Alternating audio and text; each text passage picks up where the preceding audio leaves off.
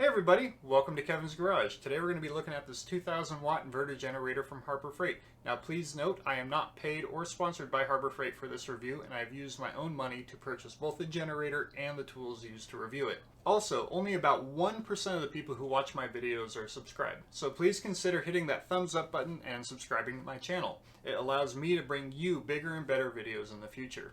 Alright, now let's get into this thing.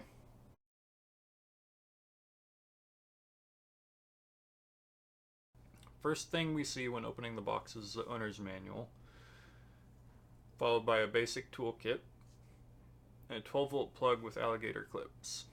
Removing one more piece of foam uncovers a generator in a big plastic bag.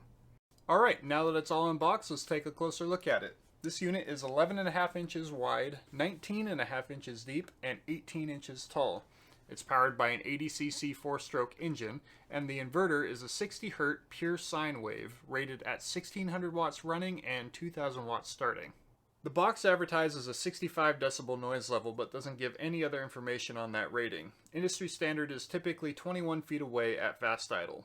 This unit comes with a 1-gallon gas tank rated for 12 hours at a 25% load and weighs 47 pounds. Harbor Freight offers a 90-day warranty with the purchase of this generator, with the option to buy an extended warranty. One cool feature in here is that the engine will not start or run when the oil level is low. Taking a look at the generator, on top is the starting instructions, the spark plug access cover, carrying handle, fuel gauge, warning labels, operating instructions, and the vented fuel cap. On the left side there is the pull start, branding decals, and more warning labels. On the back there is the exhaust outlet and the cooling fan outlet.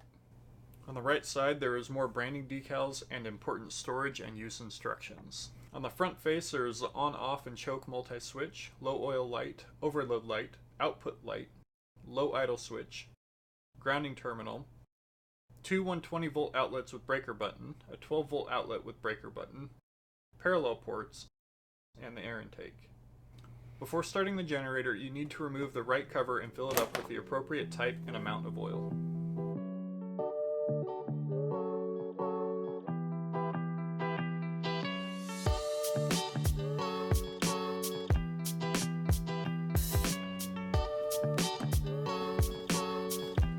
So now that this is all unboxed and oiled up, we're going to take it outside, fuel it up, and give it a start.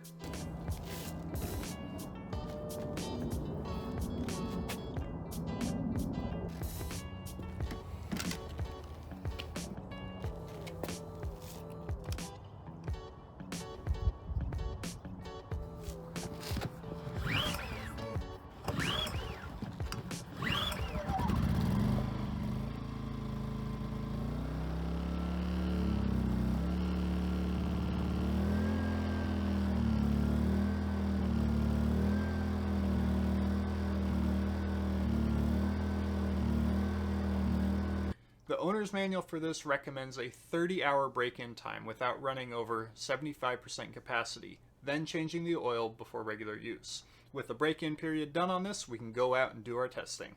Please note the wattage meter has a few second delay in its measurements. While on low idle, I found that about 500 watts could be used without increasing the idle. On fast idle, I observed about 1200 watts could be drawn without increasing RPM. The generator had no problem supporting just shy of 1600 watts. While varying the amount of draw on the generator, I measured the voltage output. I found that when there are significant changes in draw, the voltage can drop down to about 80 volts for a second or two, but normalizes back to 119 volts quickly. When pushed to its limits, the voltage dropped for a second to about 80, but quickly rebounds. Wattage peaked at 2030. I found that the overload light started blinking at about 1500 watts, but could support 1600 watts without tripping the breaker. The generator can support 2000 watts for about 17 seconds before tripping the breaker. Resetting the breaker is as easy as pushing the breaker button. Just be sure to decrease the load before doing so. To start off the sound test, I measured the ambient sound levels at 42 decibels. First off is low idle, no load.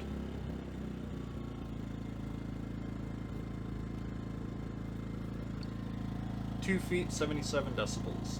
5 feet, 71 decibels. 10 feet, 67 decibels. 20 feet, 60 decibels. 30 feet, 56 decibels. 50 feet, 54 decibels. 70 feet, 51 decibels. Next is fast idle, no load.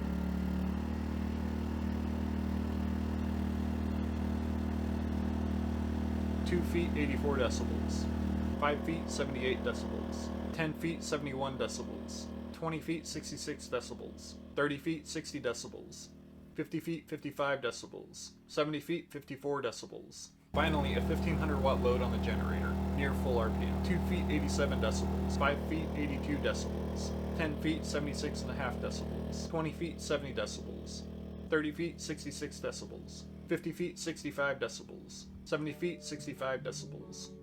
The last test is runtime on a completely full tank and a 1500 watt load applied.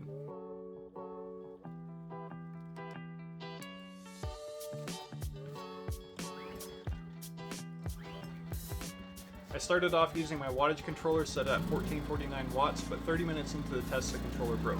I was able to plug in a heater that drew 1462 watts, so I don't think the test was impacted by the change. From outside my house and 15 feet away, I measured 65 decibels. Ambient noise without the generator was 46 decibels. 5 hours and 12 minutes later, the generator finally ran out of gas. Now let's take a look at the specs we tested and see how they hold up against advertising. First off is wattage. I found this generator to be right on the money. It ran perfectly at just under 1600 watts and blew a breaker after a few seconds at 2050 watts. Next rating that we're testing is decibel. I found this to be true. At high idle and 20 feet away, I read 66 decibels, so this is very close to their advertising.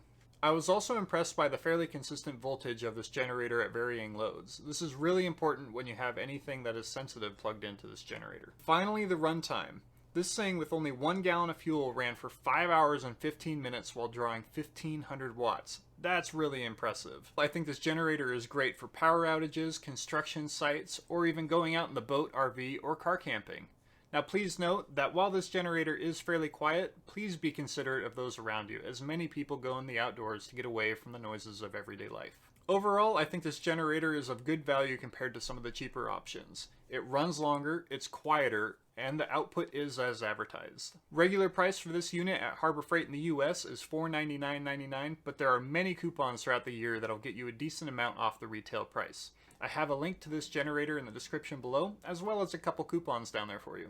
So how good or bad do you think this generator is? What other generators do you want me to review? Let me know in the comments, and be sure to check out some of my other videos reviewing more expensive and cheaper generators.